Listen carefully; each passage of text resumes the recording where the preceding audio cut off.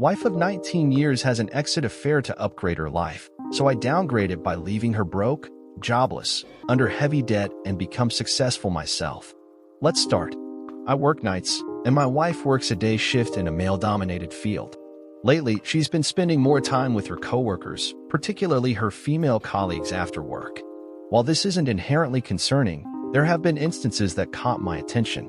She's been getting home late, sometimes not until 7 or 8 p.m., and there were a couple of occasions when she didn't come home until the morning after getting drunk with her coworkers. This behavior seems unusual as she's generally responsible and doesn't usually get carried away in social situations.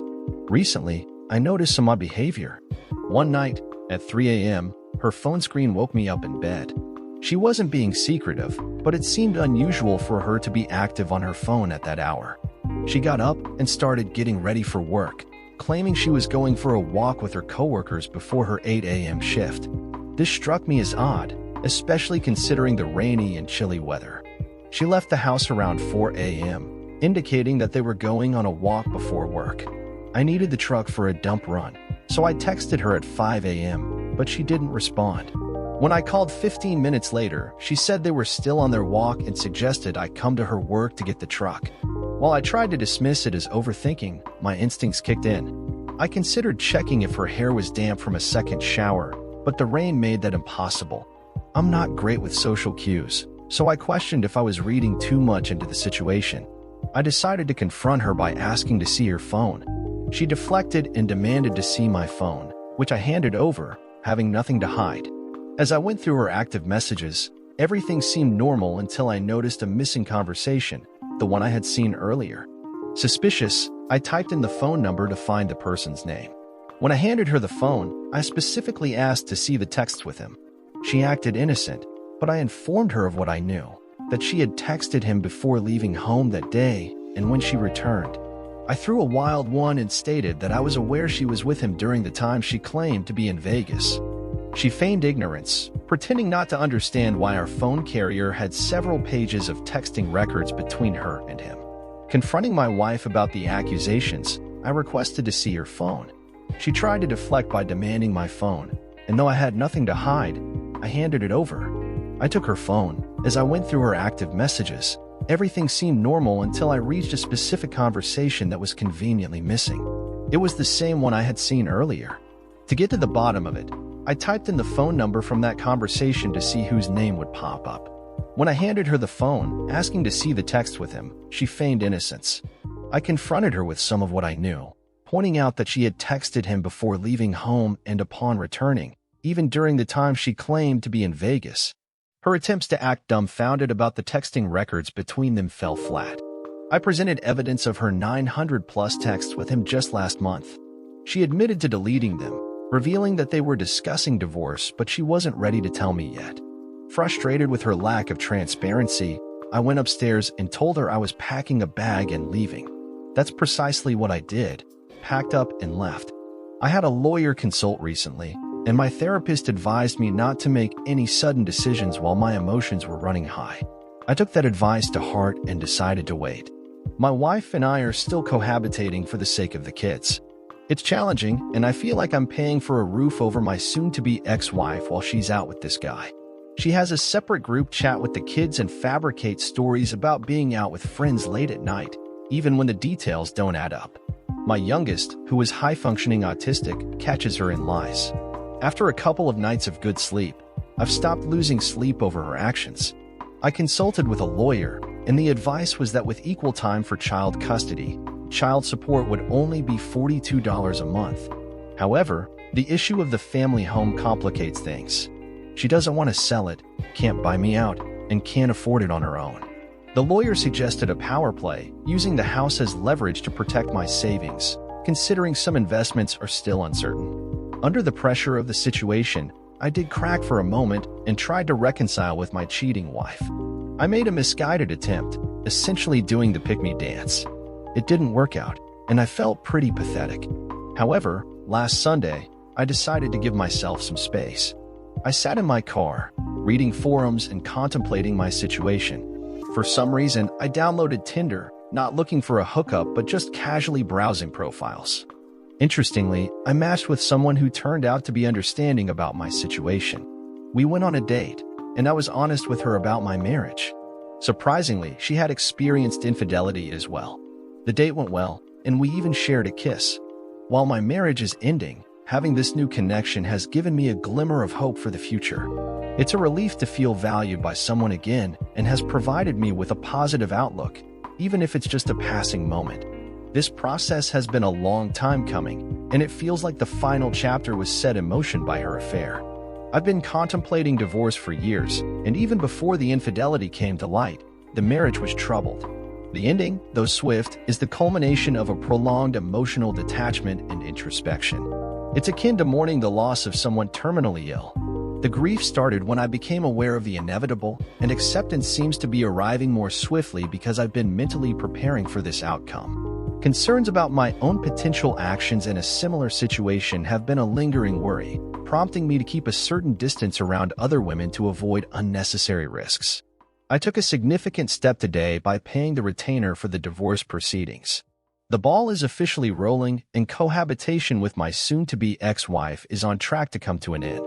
My oldest, a 23-year-old, and I have plans to become roommates, and it's a relief to have his support during this challenging time. As part of the divorce process, I'm seeking to sell the house and secure my equity. She's not keen on selling, but financial constraints and the inability to buy me out are working against her. It did cost me a substantial sum, but I view it as a worthwhile investment in my future. Day trading, my hobby, is proving fruitful, and I'm excited about the prospect of making more significant trades. One unexpected benefit of this process is the realization of a long-time dream, owning a 1979 Fiat Spider convertible. It's a symbol of newfound freedom, and I'm eager to hit the road in a car I've always wanted. I even have a vanity plate in mind, adding a touch of personal flair to this new chapter. The sense of empowerment and the prospect of financial independence are liberating. I can't help but feel like I'm on the path to a brighter future. The lawyer's office felt like a turning point, and I couldn't shake off the feeling of, damn, it feels good to be a gangster. I met with my lawyer today to finalize the divorce paperwork. I found a rental house within walking distance of our previous home, making it convenient for the children to come and go as they please. To facilitate a smoother transition for the kids, I changed shifts at work, aligning my schedule with their school hours. Tomorrow marks the day I move into the new place, keys in hand, and utilities already turned on. Financial stability has been on my side, enabling me to start over without undue hardship. During my meeting with the lawyer, we discussed the email agreement my ex-wife and I have, and will use it as a model for the divorce paperwork. With any luck, we'll have everything signed, and I could have the decree by late June or early July. The settlement grants me a little less than half, but for the sake of my sanity, I consider it a worthwhile price. Additionally, future restricted stock units from my job, yet to vest, are protected by the agreement, offering a potential financial boost. Loyalty to my supportive employer has grown, and considering my ex-wife's well-paying job, I won't be burdened with spousal maintenance. Child support is minimal due to equal time and my coverage of health, dental, and vision insurance for the kids. Negotiations are ongoing to minimize even that amount over the next 5 years. Looking ahead, I envision financial freedom that was once obscured by the trappings of an unfulfilling marriage. With plans to retire abroad at 47, 5 years from now, life is taking on new possibilities. The heartbreak caused by my ex-wife won't define my future relationships, and I hold on to the belief that love and hope will lead me to someone worthy of trust and vulnerability.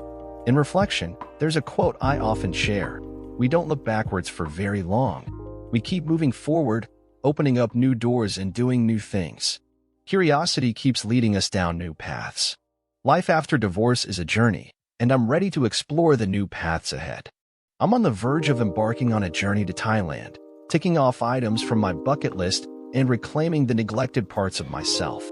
Having taken the month of July off from work, this solo adventure signifies my step towards rediscovering who I am. In the process of finalizing my divorce, the financials and assets are sorted, leaving custody and child support to be negotiated. Responding to my soon-to-be ex's text on my terms, sometimes after days, empowers me, highlighting the detachment I've gained. The divorce, in short, came after her exit affair. While custody and support didn't unfold ideally, I managed to secure an agreement for half of the child support to go into a college savings plans for our boys. Opting for alternate weekends only in the custody arrangement, it not only puts the transportation responsibilities on her, but also enables me to take a travel position at work, racking up overtime hours without affecting child support. In an effort to cut costs further, I updated my insurance at work, removing her from the policy and ensuring my life insurance plans don't benefit her. Discovering her health issues, while I empathize, I can't ignore the irony given her past choices. Encounters with her no longer faze me. I'm living my best life now, free from the dark clouds of the past. To those starting this journey, I say, keep moving forward. Surviving the sleepless nights, the pleading for reconciliation, and the moments of vulnerability, I've come out on the other side stronger and more resilient. Keep going. The devil won't catch you resting. Karma seems to be making its moves, and I've learned that justice has its way of catching up with people. Recently, I discovered that my soon-to-be ex-wife got fired from her job, and the irony isn't lost on me considering that's where she met her affair partner. Supposedly, she reported harassment from a coworker, but it backfired, and she ended up losing her job. A deeper investigation also dragged her affair partner as they were found in a compromising situation in a security footage inside the office. Given her history of ruining marriages and engaging in workplace affairs, it's not surprising. To add to her woes, she's now broken, jobless, and burdened with heavy vehicle debt. The house she intended to keep has to be sold, and she's facing the challenges of moving with a bad back and an aging affair partner who, by the way, is also jobless and almost broke. Interestingly, her affair partner was also married, making the situation even more tangled. While I'm aware of a good job opportunity that could offer better pay and benefits than her previous job, part of me is tempted to share the information. However, my therapist's advice echoes in my mind. It's not my responsibility to rescue her, and I shouldn't carry that burden.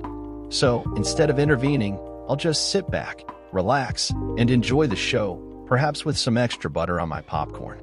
Dear listener, if you have reached this far, please click on the subscribe button. It will be a great help.